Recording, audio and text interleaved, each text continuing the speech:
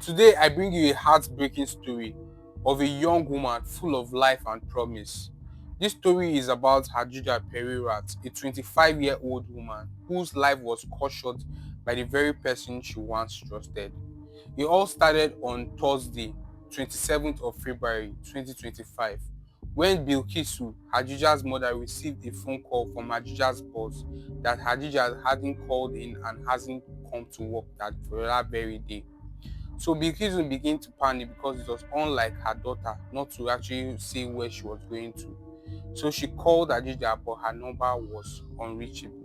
So she asked Adija's neighbor if they could actually help her in checking Adija's apartment. Maybe she decided to just take a day off, or she decided not to go to work for that day. So they reached Adija's apartment, Adija wasn't around. Adija's door was just opened and they were worried, and the mother asked if they could actually check behind of the house to see if she's there washing or doing some other activities, but they checked, she wasn't there. Adija has vanished. So the mother decided to call Adija's relative, her sister, and the sister said, okay, I've spoken to her the day before that incident on WhatsApp, but we haven't spoken that morning because it's already 10 a.m. when she received the phone call from the boss. So they decided to reach out to other people to ask if they have actually seen Adijat, but nobody has seen Adijat. Then she received a phone call from Omotolani Taiwo Dani, that is Ajuja's ex-boyfriend, and the ex-boyfriend was asking if they have actually seen Ajuja because he was trying to reach out to her, but her number wasn't going through. The mother was like, no, I haven't seen Ajuja. I've been trying to reach out to her too because the boss said she hasn't shown up at work today. Then the ex-boyfriend rather said, I'm going to try and reach out to her. If I get her, I'm going to let you know.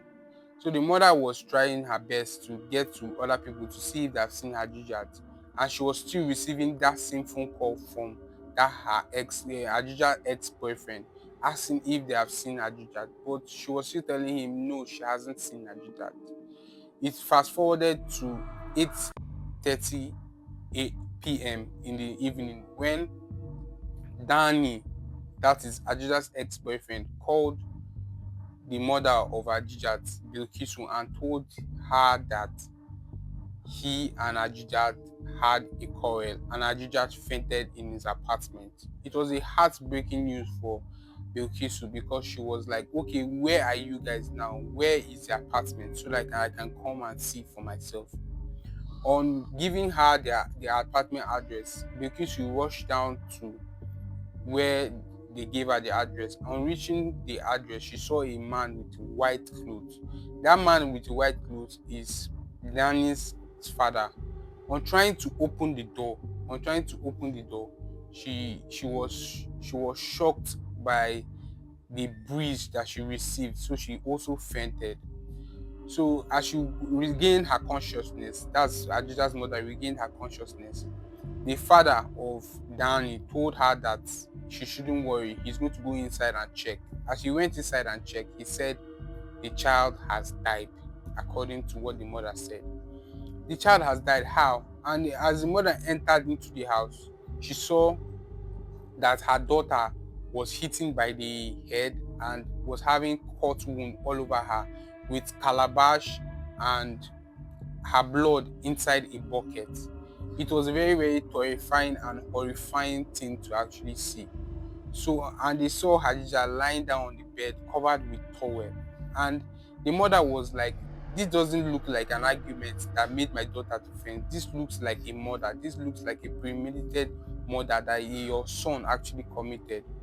So they decided to involve the police. As they involved the police started doing their investigation. But now Danny was nowhere to be found. He has gone on the run.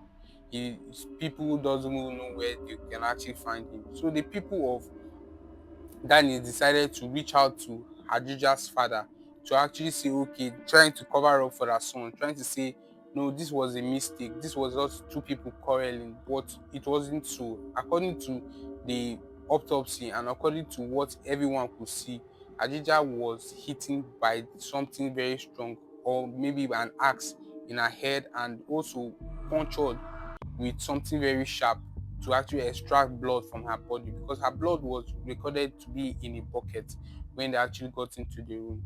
So the police now started doing their investigation, trying to find out what was actually going on. But the family of Danny now is actually making the case look as if it was just two people trying to argue. But Ajija's mother, Bilkisu, is trying to agitate that this crime was committed by someone that she once trusted, and she wasn't even comfortable with the relationship. That's why she told Ajija to end their relationship, and that's why Ajija ended their relationship in the first place, because of the way the guy was at that time. So now Adijat's killer is on the loose and no one actually knows where he is. But they are currently under investigation, and Adijat's mother Bilkisu is begging the public to actually help her in finding the killer and getting justice for her daughter. This girl was a hardworking girl. This girl was just 25 years old. This girl was just someone that needed to explore life, hasn't even explored life the way she was supposed to explore life, and her life was cut short. So justice needs to be served.